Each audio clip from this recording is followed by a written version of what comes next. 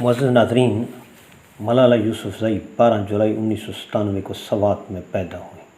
سن 2012 میں طالبان کی فائرنگ کی زد میں آنے کے بعد وہ دنیا بھر میں لڑکیوں کی تعلیم کے لیے جدوجہد کی علامت بن گئیں۔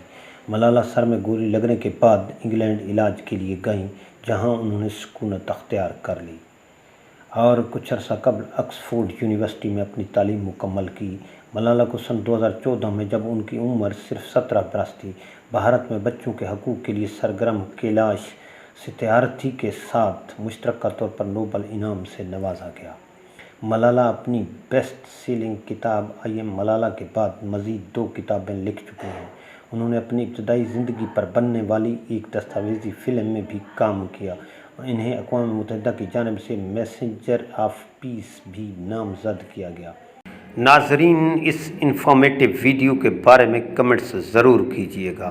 ہاں، اگر آپ نے ہمارا چینل دھرتی وائس سبسکرائب نہیں کیا تو پلیز ہمارے چینل کو سبسکرائب ضرور کریں تاکہ اس قسم کی معلوماتی ویڈیوز آپ تک بر وقت پہنچتی رہیں۔